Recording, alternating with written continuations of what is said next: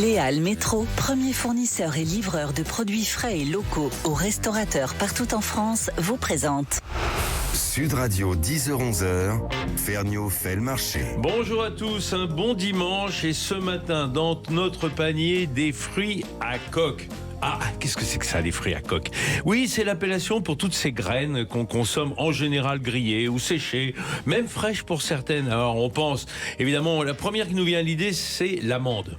Les amandes, on va en parler également. Les noix, il y a de très belles noix en ce moment, par exemple en Périgord. Là, j'étais au salon du livre gourmand de Périgueux la semaine dernière. Je peux vous dire, j'ai rapporté des noix, des franquettes même. Et on peut penser, je sais pas, aux noix de Pécan, aux noix du Brésil, aux macadamia, aux noix. Enfin, voilà, ça c'est les fruits à coque. Et il y en a une à laquelle on pense peut-être pas autant, quoique assez à la mode, c'est la pistache. Alors cette pistache, cette noix verte, on va en connaître tous les secrets avec le monsieur pistache. Sud Radio, Ferniaud fait le marché. Bonjour Olivier Bossan. Bonjour Vincent. Olivier, ça vous va, monsieur pistache? Bon, écoutez, pour un temps, du moins. Pour un temps, là, juste pour le temps d'émission. Non, je dis ça parce que vous avez un palmarès autour justement des fruits à coque et pas seulement. En fait, quand on remonte le fil de votre vie, le dénominateur commun, c'est la Provence. Vous êtes provençal avant tout. Oui, en effet. Et puis, j'ai essayé de m'impliquer toute ma vie professionnelle pour ce territoire et avec ce territoire qui m'a quand même vu m'élever. Naître d'abord et vous puis, élever. Voilà, donc, ouais. Alors, je rappelle pour ceux qui ne connaissent pas toute votre biographie, vous êtes le créateur de l'Occitane, vous avez été le créateur d'Olivier & Co, les Maisons Brémond, vous avez repris les calissons du roi René, quelques autres fabriques de caramel et d'autres chocolats en Provence. Et là, après avoir relancé justement autour du calisson l'amande provençale, parce qu'il faut savoir que l'amande était un grand produit provençal, d'où le nougat d'ailleurs, les nougats évidemment. Et quand l'Espagne et les États-Unis ensuite ont raflé le marché de l'amande, là vous avez dit c'est pas possible, il faut que l'amande revienne. Alors vous avez fait ce qu'il fallait. Et puis votre nouvelle passion, c'est la pistache. Pourquoi la pistache ? Alors déjà parce que elle était utilisée dans les nougats aussi avec l'amande. C'était ces petits éclats verts qu'on voyait dans le nougat. Les petites émeraudes. Voilà, les petites émeraudes et qui étaient là depuis traditionnellement utilisées et ça m'intriguait beaucoup de savoir d'où venaient ces pistaches. Et j'ai commencé une véritable enquête pour comprendre. C'est comme ça que vous procédez en général ? Un petit peu, oui. Vous aimez aller à fond dans un produit, à fond, essayer de comprendre pourquoi ça a disparu, pourquoi, qu'est-ce que ça représentait à une époque. Et pour la pistache, ça a été une enquête, une véritable enquête policière presque. Et sur le terrain. Sur le terrain et en même temps dans les livres, beaucoup. Essayer de comprendre d'où venait-elle, bien entendu, et pourquoi elle était utilisée, pourquoi elle était plantée aussi en Provence. Au XVIIe siècle, quand on voit un tableau de Cézanne qui était quand même assez connu à Aix-en-Provence, qui avait peint un pistachier en 1902, je crois. Ce pistachier qui avait déjà 300 ans, toujours en poursuivant une enquête, Jardin des plantes de Paris, premier arbre planté, ou les 2-3 premiers arbres plantés. Il y avait un pistachier, avec vraiment, là aussi...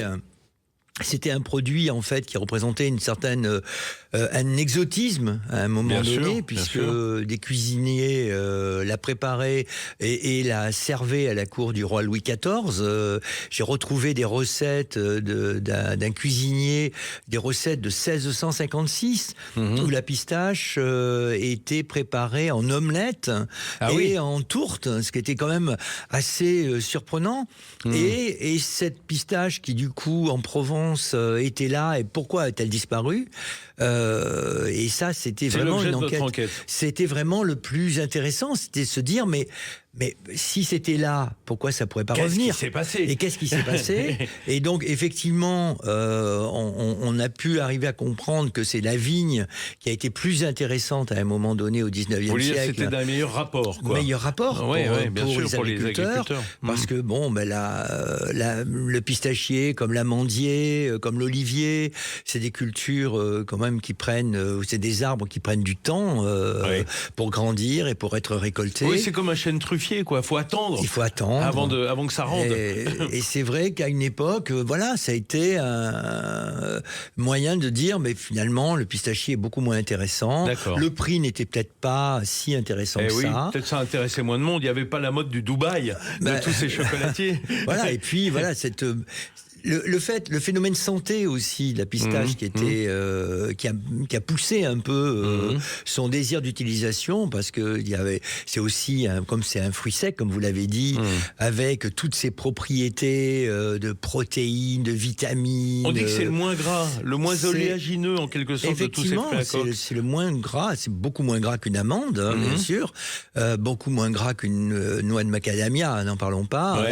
Ou même qu'une noix, une de nos noix. Aussi, mais en même temps, alors moi, ce qui m'avait passionné, c'était de dire, mais finalement, c'est quoi la pistache ? Et donc, et l'enquête, j'ai continué à poursuivre une enquête comme ça, en essayant de comprendre d'où elle venait, d'où était son origine, et je suis arrivé dans un monde absolument merveilleux qui est celui de l'Asie centrale. C'est un peu les mille et une nuits, la pistache. La pistache qui était considérée en fait dans les pays arabes comme nous on considère les vins, quoi. En gros, ils en parlaient. Ah oui. Chaque pistache avait son utilisation.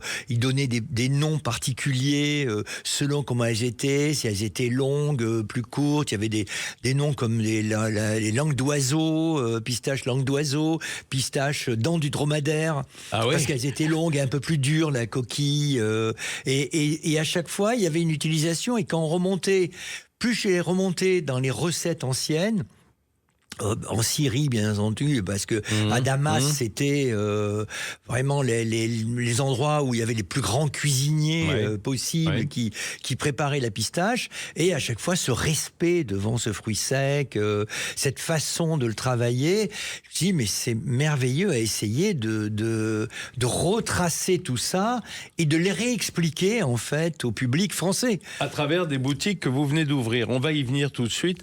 Olivier Baussan, dans mon imaginaire de gourmand, on peut dire que globalement, ce monde oriental, on peut dire largement oriental, il est coupé en deux.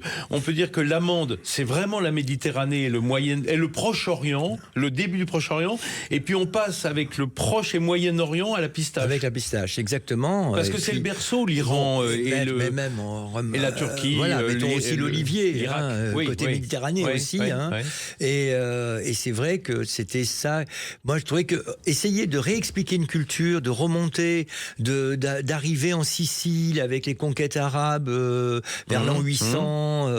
Pourquoi cette fameuse pistache de Bronté, mais d'où venait-elle Ou celle des Gines en Grèce. Ou celle des Gines en Grèce. Et d'essayer d'abord de comprendre ça, tout en intéressant en disant, mais pourquoi ne serait-elle pas à nouveau présente en Provence ? Et c'est là où effectivement intervient une rencontre importante avec une femme merveilleuse qui est Georgia Lambertin, qui était donc présidente de la Chambre d'agriculture Vaucluse, et avec donc mon ami André Pinatel, avec qui on avait fait toute la construction de toute la filière, enfin la filière amande, en fait le retour de la filière amande en Provence. Et du coup, on s'est dit, mais essayons de voir comment on peut s'intéresser à ça en complément de culture et pas forcément en remplacement. Hein. C'était vraiment l'idée de en complément de culture. D'accord. Et moi j'avais rencontré en Tunisie, toujours dans le cadre de comprendre comment ça fonctionnait le pistachier. J'étais parti avec André Pinatel donc en Tunisie et là on avait rencontré un ingénieur agronome qui avait fait sa thèse sur le pistachier. Et donc c'était assez parfait pour pouvoir venir expliquer à nous autres Provençaux comment marchait la pistache en Tunisie. Et on on a fait une réunion comme ça dans le village de Vénasque. On pensait qu'il y aurait une dizaine d'agriculteurs. Je croyais qu'il y avait des cerises là-bas, dans les monts de Vénasque. Et il y avait une dizaine d'agriculteurs. On a pensé qu'il y aurait une dizaine d'agriculteurs présents. Il y en a 150 qui sont venus. Et avec un véritable intérêt. Une et là, appétence, du coup, quoi. Oui. Et voilà, avec donc il y avait aussi Jean-Louis Joseph, donc qui était l'ancien président du parc de Luberon, qui aussi faisait partie de de cette équipe, je dirais, où on avait tous nos compétences différentes pour pouvoir essayer de convaincre des agriculteurs à essayer de revenir sur le pistachier. Mais en face de ça, il y avait aussi le marché. Parce qu'on ne peut pas dire on va planter quelque chose s'il n'y a pas de demande. Et le marché était là, puisqu'il y avait une importation de 10 000 tonnes de pistaches. Il était là et il l'est de plus en plus. Il est de plus en plus. Parce qu'à ce moment-là, on importait déjà 10 000 tonnes. Et là, avec le phénomène Dubaï, etc. Alors, donc pour ceux qui ne connaissent pas, ce sont ces fameux, enfin en général, barres chocolatées ou tablettes ou pâtisseries à base de pistache, d'une sorte de praliné de pistache. Oui, où il y a 10 fois plus de sucre que de pistache. Hein, mais bon. En tout cas, ça draine le marché. Ça a drainé le marché parce que ça fait beaucoup parler de ce fruit sec. Et du coup, effectivement, on avait construit un peu cette idée d'association Pistache en Provence, puis du syndicat France Pistache, bien avant qu'on parle du Dubaï Chocolate. Et là, en fait, c'est vrai que ça pousse encore plus loin. Il y a une rencontre, du coup. Il y a une rencontre, et puis il y a une vraie demande. Beaucoup de gens attendent la pistache de Provence, d'Occitanie aussi, et de Corse, je précise. Ah bon, ça y est. Ah, ça y est. Ça donc, il y a une bonne quarantaine d'hectares plantés déjà en Corse. Il y a une association qui se crée autour, justement, de la pistache corse. Donc, il y a une vraie volonté de nos territoires d'y venir. De planter la pistache. On va en parler tout à l'heure. Vous savez quoi? On va appeler André Pinatel tout à l'heure pour avoir puisqu'il est président maintenant de France Pistache, après avoir été longtemps dans l'huile d'olive comme vous d'ailleurs. Et dans l'amande. Et dans l'amande. En fait, vous suivez. Vous êtes les frères jumeaux des produits provençaux. On va l'appeler dans quelques minutes. Juste un mot. La pistache, avant tout, c'est un fruit qui est extrêmement sobre. En eau et qui convient parfaitement au réchauffement climatique en définitive. Quand on parle de climatologie en Provence, c'est presque l'arbre salvateur. Justement, c'est ça un petit peu pourquoi les agriculteurs sont venus si nombreux effectivement à cette première conférence. C'est que c'est un arbre qui n'a pas besoin de beaucoup d'eau, c'est un arbre assez résistant au froid et à la chaleur, et en même temps qui pousse assez bien sur des sols très secs, très pauvres, et du coup il répondait quand même assez bien aux interrogations climatiques que nous nous posons en Provence et en Occitanie énormément. On se doute bien que si ça pousse en Irak, si ça pousse dans le sud de la Turquie, en Anatolie, en Turquie intérieure, si ça pousse dans le nord de l'Iran, c'est bien qu'il n'y a pas de besoin de beaucoup d'eau, parce que ce sont des terres relativement désertiques, arides en tout cas. Tout à fait, c'est ce qui fait effectivement l'intérêt du pistachier aujourd'hui, il est là. Et quand on a beaucoup de demandes. Je sais que on reçoit beaucoup de demandes, même qui montent jusqu'à Bordeaux, des gens qui veulent planter du pistachier. On essaie d'être un peu prudent parce que il faut pas faire n'importe quoi. Vendre la peau d'ours. Voilà, c'est quand même assez important d'être très prudent et d'avancer pas à pas dans ce projet. Restez avec nous. On va se retrouver dans 2 minutes pour continuer à dérouler ce monde de la pistache. Oui, c'est un monde presque un univers, figurez-vous. À tout de suite.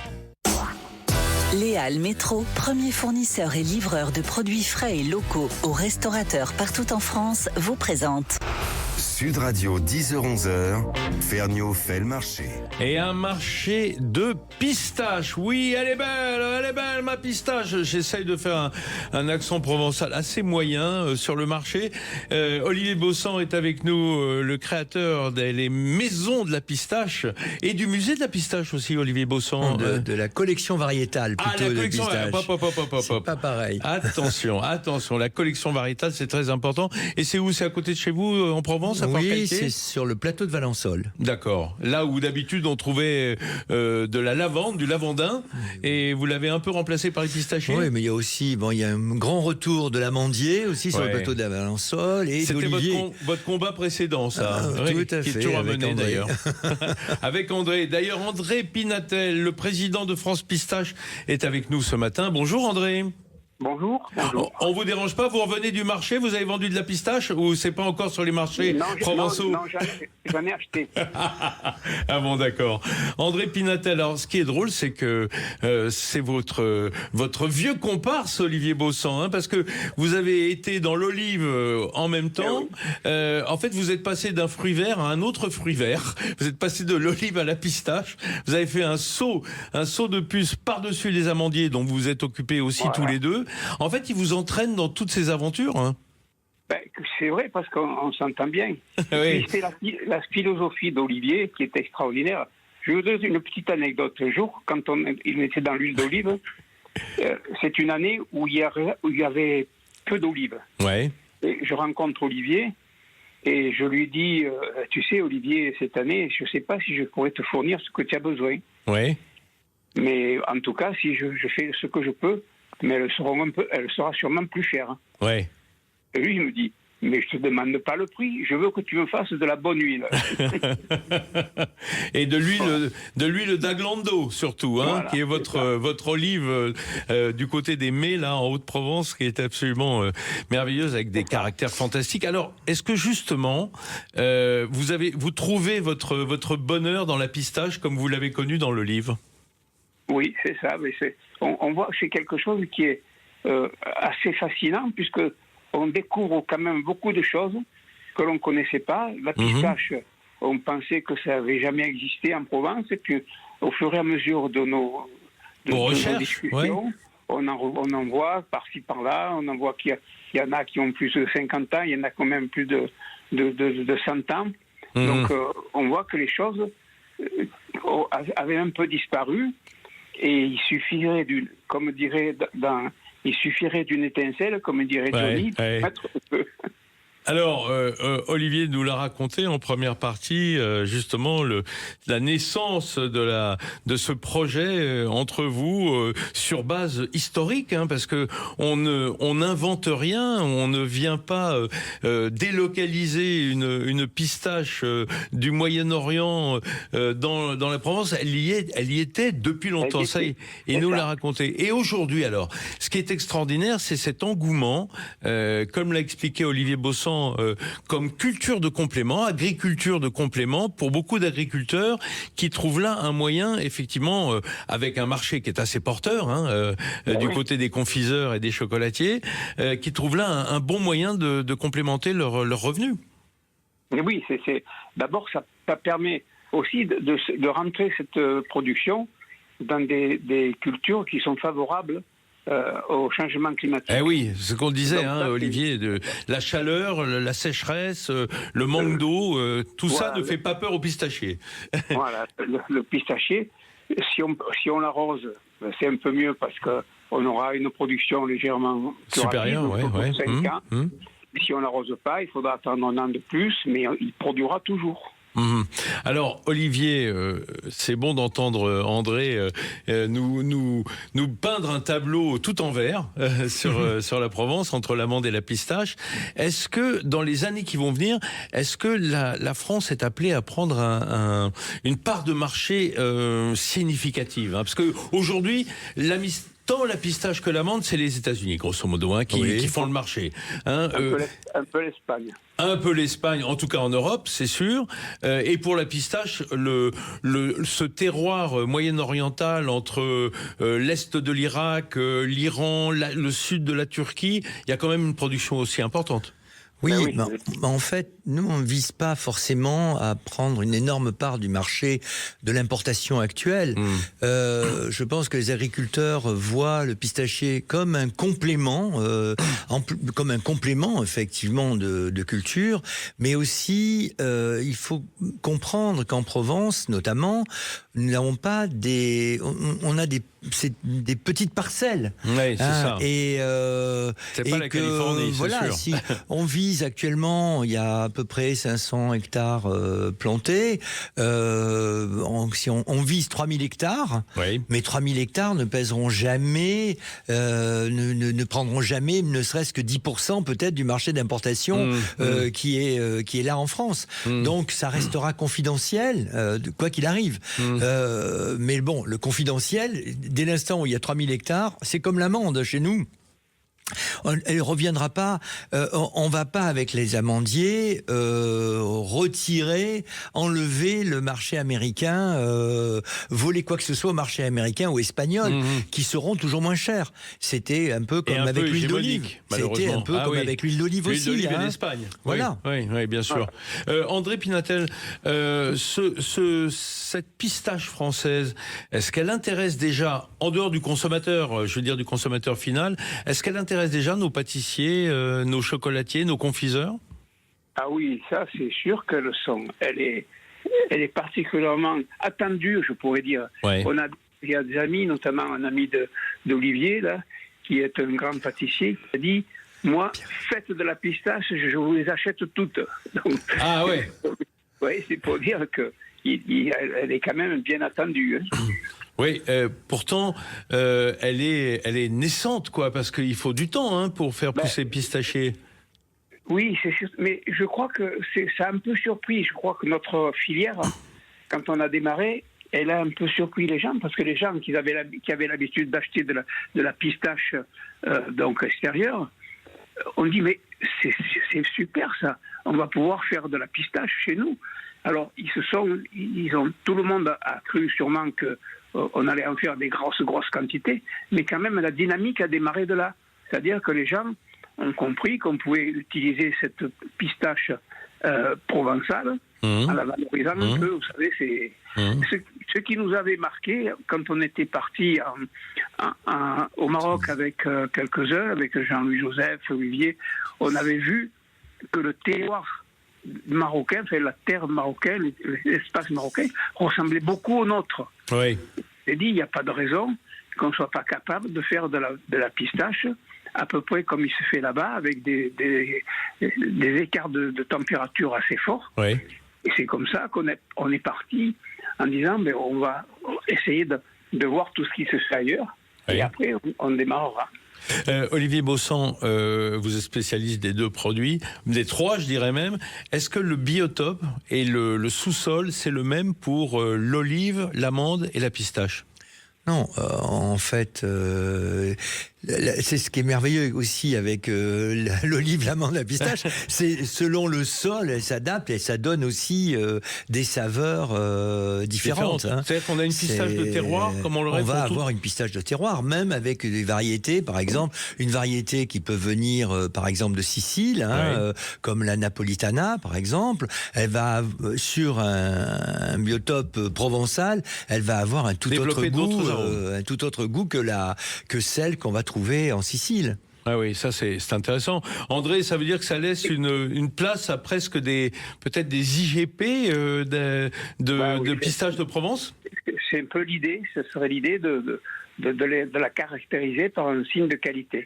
Mais vous savez, par exemple, le terroir, on a quelques parcelles d'oliviers qui sont dans la vallée de la Durance. Oui. Il n'y a pas que des asperges. Oui. C'est de la glando.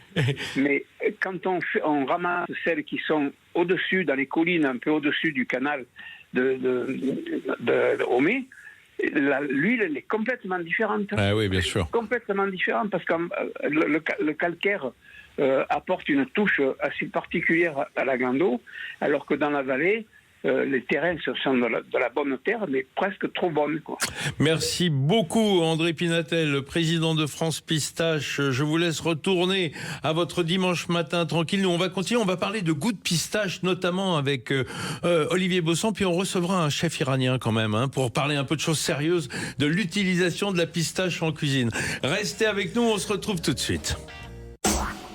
Léal Métro, premier fournisseur et livreur de produits frais et locaux aux restaurateurs partout en France, vous présente Sud Radio, 10h-11h, Ferniaud fait le marché. Mes amis, on continue dans notre grand panier de pistaches, d'où qu'elles viennent à travers le monde. Et on est avec Olivier Baussan, le créateur, après moult créations autour de l'huile de l'amande, créateur de la Maison de la Pistache, qui vient d'ouvrir d'ailleurs une officine à Paris, après d'autres en région.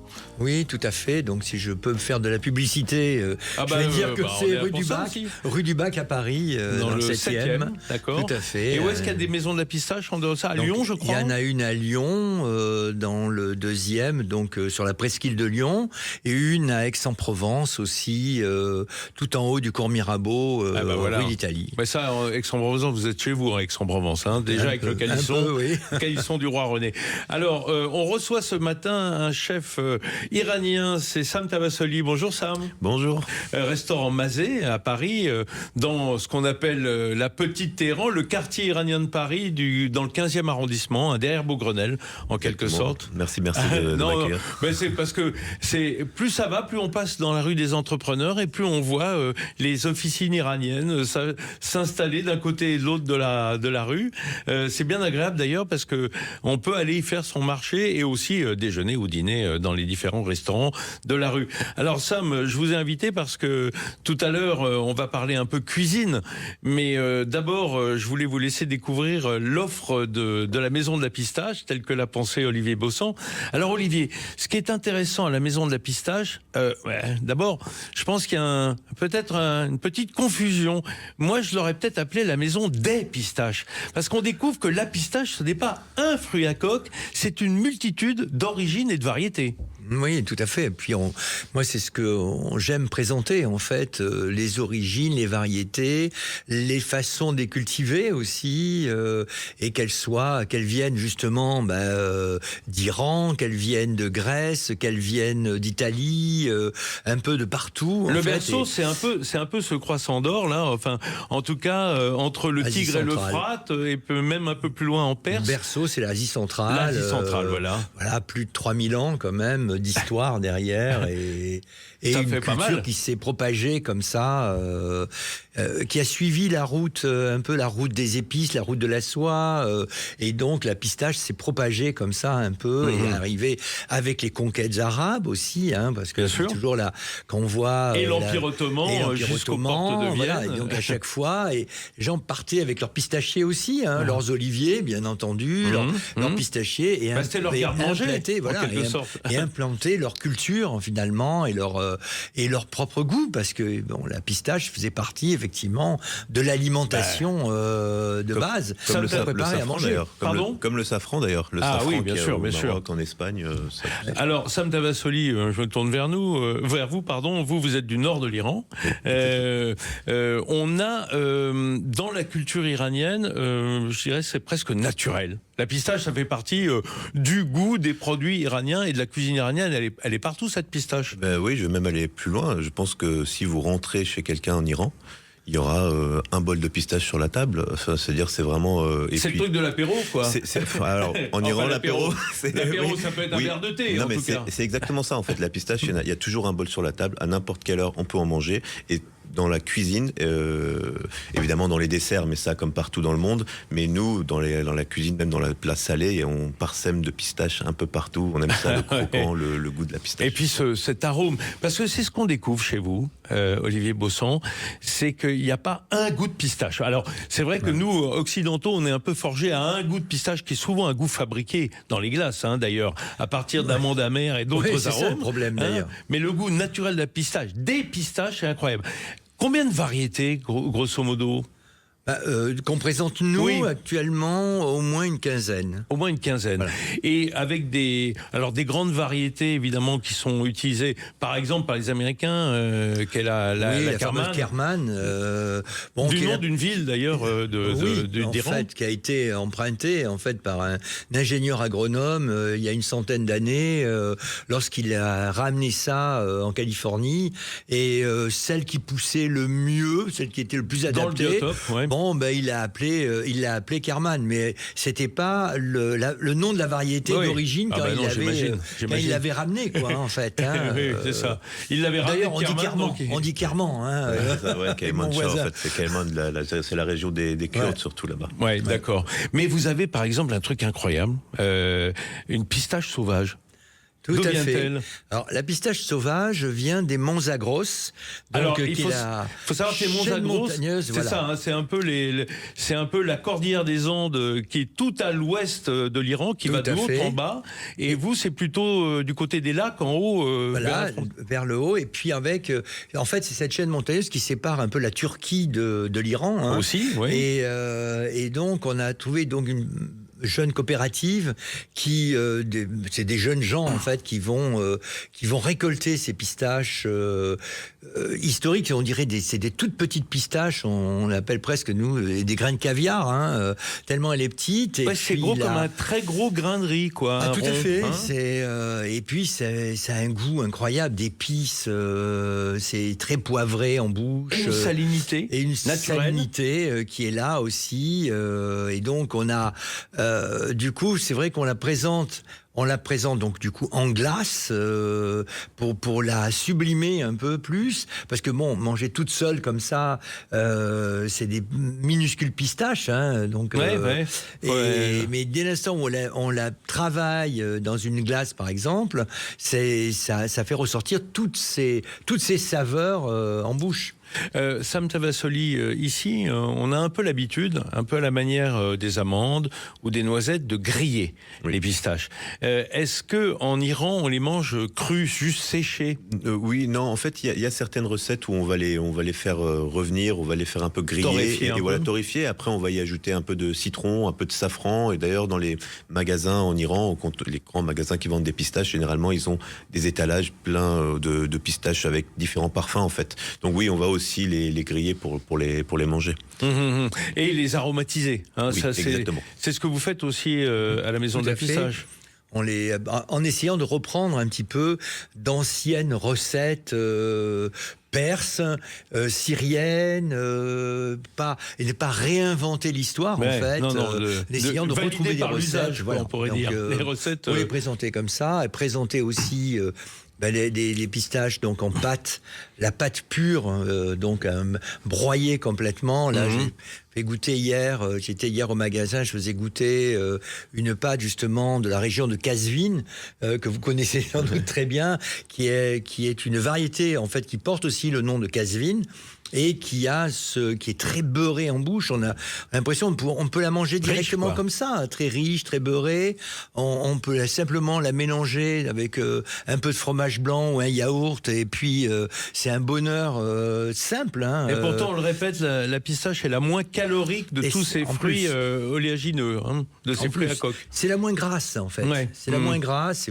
C'est moins gras qu'une amande. C'est pour ça que on peut vraiment en manger plus. Sans problème. Hein. Je dis pas ça contre les amandes, parce que moi je soutiens l'amande de Provence. Il faut la consommer. Et puis Olivier Baussan, vous citez des grandes origines du Moyen-Orient et du Proche-Orient, donc de tout ce monde musulman, mais il y a quand même des grandes pistaches chrétiennes qui sont celles d'Égine en Grèce et celles de Bronté sur les pentes de l'Etna. Et on a quand même des pistaches occidentales traditionnelles. Tout à fait. Et puis des jeunes aussi qui réimplantent aussi. Je voyais dans le Basilicate, dans le sud de l'Italie, un jeune qui a souhaité réimplanter le pistachier sur place, parce que c'est une région très pauvre, très sèche, et des fermes qui sont quasiment abandonnées, et puis il faut essayer de relancer quelque chose qui ont les mêmes démarches qu'on a eues en Provence, en fait, avec et là j'avais découvert dans le Basilicate quand même un jeune qui avait planté 10 hectares, et c'était vraiment fantastique le travail qu'il avait fait sans une goutte d'eau. Donc aussi, c'est ça qu'il fallait voir, quoi. C'était vraiment. Sam Tavassoli, je ne sais pas si vous connaissez les pistaches grecques ou les pistaches siciliennes, parce que j'ai l'impression de dire à un Français: vous avez goûté le camembert de Sicile ou vous avez goûté le camembert de Grèce? Donc ça me gêne un peu. Non, si, bien, évidemment, parce qu'on est quand même. J'aime la pâtisserie française. Je consomme beaucoup d'autres choses que des choses iraniennes. Donc oui, il y a les pistaches de Sicile, de Grèce, j'ai goûté. Mais c'est vrai que moi, en tant que restaurateur iranien, j'utilise vraiment la queue de la pistache d'Iran. C'est votre goût, quoi. Oui, c'est le goût. Et puis c'est même aussi par... quand les gens viennent manger chez moi, ils veulent déguster de la pistache d'Iran. Et c'est ça dont on se rendra compte si on déguste chez vous les différentes pistaches, c'est la variété d'arômes. Restez avec nous, on va continuer à parler de pistaches, de goût, de saveurs, de senteurs, de parfums incroyables. Et on va même parler un petit peu cuisine avec Sam Tavassoli qui va nous confier une recette de riz iranien. Ils font des sacrés riz, les Iraniens. À tout de suite. Les Halles Métro, premier fournisseur et livreur de produits frais et locaux aux restaurateurs partout en France, vous présente Sud Radio, 10h-11h, Ferniaud fait le marché. Ah, vous les aimez, ces petites noix, ces noix vertes qui pointent sous la pourpre plutôt, ce sont les pistaches et on en parle ce matin avec des spécialistes. Le spécialiste français de la pistache, autoproclamé, non, c'est moi qui le proclame, c'est Olivier Baussan c'est sa nouvelle passion. Parce que Olivier Baussan, il est passé par l'huile d'olive, par les cosmétiques également, en tout cas les herbes de Provence, l'immortel, la lavande, tout ça, et puis il est revenu sur les amandes et maintenant la pistache. C'est incroyable d'ailleurs, hein. Vous avez en fait une vie végétale, cher Olivier Baussan. C'est végétal en Provence, quoi. Vous êtes juste une plante. Non, c'est vrai que c'est très difficile de ne pas s'impliquer sur son territoire. C'est toujours pareil. Ah bah donc, pour vous, parce qu'il y en a qui s'en fichent complètement, hein, je vous rassure. Mais vous, c'est votre truc à vous. Alors ces pistaches, on en parle parce que vous venez d'ouvrir la boutique parisienne de la Maison de la Pistache, 3e du nom, et puis c'est pas fini. L'idée, c'est d'avoir une boutique monoproduit entièrement dédiée à la pistache. Alors, pour l'instant, pas la pistache française. C'est un peu la part d'exception parce qu'elle est naissante, elle est émergente. Mais vous proposez des pistaches de différentes origines et du coup, on peut les goûter en comparé. C'est ça qui est formidable. Oui, mais en fait, c'est tout l'intérêt de ces magasins ouverts, c'est de te faire connaître en même temps que des goûts, faire connaître la culture derrière, l'histoire. Vous avez voyagé, vous avez été sourcé dans les produits? Sourcé, j'ai rencontré tous les producteurs qu'on présente et je continue à chercher, à sourcer. Là, on est allé quand justement vous parliez de la Grèce et des Gines, au-dessus d'Athènes, à Lamia, il y a une coopérative d'agriculteurs qui ont planté à peu près 400 hectares. C'est déjà important, là. C'est déjà important. Donc, pareil, donc on les rencontre, on essaie de voir comment on peut construire ensemble un avenir. Et moi, ce qui est important, c'est de raconter à chaque fois l'homme, la terre, l'homme et le fruit, quoi. D'accord. Là, vous avez bien résumé. Un peu, Mais, excusez-moi, là, on parle de la Grèce. On se doute bien que l'import-export ne doit pas être très compliqué. Quand on veut aller acheter en Iran, quand on veut aller acheter en Syrie, quand on veut aller acheter en Irak, c'est peut-être pas simple le commerce Orient-Occident en ce moment. Non. C'est pas simple du tout, il faut des intermédiaires, il faut souvent passer par Dubaï. C'est un peu le nœud de communication. C'est un peu le nœud de communication. Et puis, à partir de là, on fait avec aussi, jusqu'à ce qu'effectivement on puisse acheter directement, revenir à un échange. Vous n'êtes pas facilité la vie quand même, en allant chercher ce produit sur des terroirs qui sont un peu inaccessibles. Bon, moi, il faut dire que je suis assez fasciné par la culture arabe, donc je trouvais que c'est assez génial de creuser cette piste parce que j'aime la poésie en général, j'aime la poésie arabe et du coup perse. Parce que là, on est vraiment à la frontière des deux. J'ai trouvé que lorsque justement, les cuisiniers parlaient de la pistache, ils en parlaient avec une poésie telle, il y a un respect, quand on dit que la pistache, elle chante, c'est déjà rien que ça. Quand elle s'ouvre, quand la coquille, on sait qu'elle est prête, lorsqu'elle se met à chanter. C'est de la poésie, ça, franchement. Vous dites ça, vous, Sam Tavassoli, ça chante dans votre cuisine? Oui, nous, quand on cuisine, et surtout, c'est vrai que ce que vous dites, la pistache, c'est quand même un produit très, très important pour nous. D'où le fait icône, oui, c'est ça. ça et qu'on essaie de ne pas trop la dénaturer, l'abîmer. Alors, tiens, vous allez nous aider justement, et il nous reste 5 minutes, Sam. Moi, je me souviens, parce que j'ai l'habitude de fêter le Nouvel An iranien avec des amis iraniens de Paris. Vous avez plus d'une fois été à la manœuvre, parce que vous êtes traiteur aussi, en même temps que restaurateur chez Mazet. Il y a un riz, moi, qui me fascine. C'est le riz de mariage que j'ai goûté une fois, qui utilise la pistache. Exactement. Comment est-ce qu'on fait ça? Alors, c'est le Shilin Polo. Donc, c'est un riz donc on va cuisiner à la manière iranienne, donc en deux temps. On va le bouillir d'abord une fois pour le faire blanchir, puis ensuite, puis ensuite le cuire à l'étouffée. Et à côté de ça, il faut faire une confiture avec des écorces d'orange. Orange amère ou orange douce? Alors plutôt des oranges amères qu'on va refaire en confiture avec un petit peu d'eau de rose. Des carottes râpées. On va faire une confiture mais minute où on va les cuire que très peu pour qu'elles restent croquantes avec de la cardamome. On fait une julienne en fait avec les zestes d'orange, c'est ça, avec les carottes. Exactement, c'est ça. Et ensuite on va faire des confitures séparément. Et quand notre riz est cuit, on va mélanger ces oranges, ces carottes avec du safran. On va mettre des amandes, de la pistache et on va recuire à l'étouffée. Mais après, quand on a recuit à l'étouffée, on va mettre ça en montagne dans un plat et là on va prendre une énorme poignée de pistaches et on va le parsemer dessus. C'est la beauté, le vert, et après on va le décorer et c'est le riz qu'on fait en général pour les mariages, ce riz là. Donc Sam, c'est un salé sucré là, on est d'accord. C'est un salé sucré, on le sert généralement avec du poulet au safran, du poulet rôti au safran ou avec des grillades de poulet au safran. Ou à l'étouffée, ou des plats à l'étouffée. Exactement, on pourrait aussi le mettre, le poulet à cuire dedans. En fait, comme on va le recuire à l'étouffée, donc on peut mettre même de la viande, enfin je veux dire, nous on le mange avec du poulet, mais même si on met du jarret dedans, du jarret de veau, du jarret de bœuf, c'est délicieux. Et même tout seul, hein. On peut se manger que du riz. Très sincèrement, cuit de cette façon-là. à chaque fois qu'on finit le repas, je dis toujours, moi, à ma femme et mes enfants, j'aurais pu manger ce plat sans viande, en fait. C'est tellement, tellement il est riche, déjà, avec les pistaches, les amandes, les carottes, etc. Faut dire que le poulot, hein, d'ailleurs, on retrouve le terme pulao côté indien, parce que ça, Iran, Afghanistan, Pakistan, Inde, c'est tout ce territoire de consommation du riz avec ces riz en fait pulao qui sont en fait des pilafs, hein, c'est devenu pilaf chez nous, c'est-à-dire cuit au gras. Ça reste la base du menu iranien, ces grands riz. Oui, toujours le riz, comme je le dis souvent. Par exemple, en France, on va accompagner sa viande d'une garniture. En Iran, on va accompagner notre riz d'une viande. Le riz, c'est la base. Voilà. Donc, c'est vraiment la base. Moi, qui suis plutôt de la civilisation de la patate, c'est vrai que la patate vient en garniture des plats et pas l'inverse. Alors que le riz, vous, c'est la base du plat. La base, oui. Je précise quand même une fois par jour, hein, parce que si on mange 2 fois par jour, on prend très vite du poids. On mange toujours un repas léger à côté.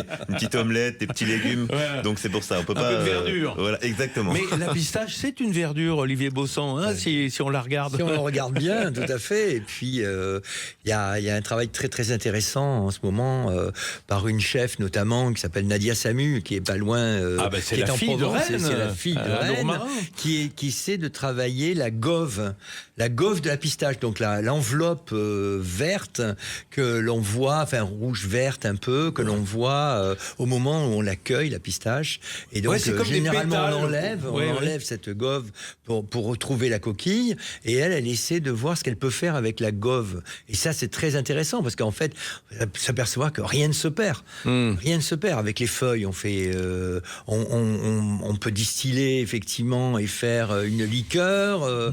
Et rien ne se perd dans le pistachier. Je vous invite à aller découvrir la maison de la pistache, que vous soyez à Aix-en-Provence, à Lyon ou à Paris désormais. Et puis on vous tiendra au courant, peut-être bien sur le site de Sud Radio. D'ailleurs, Sam, vous m'envoyez la recette de votre riz de mariage. On va la mettre sur le site de Sud Radio pour ceux qui nous écoutent.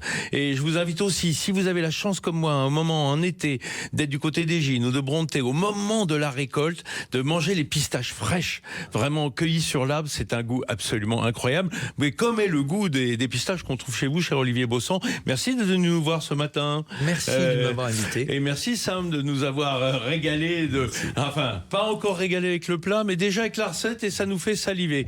Voilà, mes amis, je vous emmène tranquillement vers les infos de 11h, qu'il saurait tarder. Je sais que ça, on vous a donné de l'appétit et qu'on vous a pas beaucoup rassasié. Après, vous retrouverez, comme tous les dimanches, le meilleur des chevaliers du fiel. À cela, il mériterait quelques pistaches également. Et ensuite, on passe la journée ensemble à faire le marché, la cuisine iranienne aujourd'hui, en écoutant Sud Radio. Bon dimanche à tous. Léal Métro, premier fournisseur et livreur de produits frais et locaux aux restaurateurs partout en France, vous a présenté Sud Radio, Ferniaud fait le marché.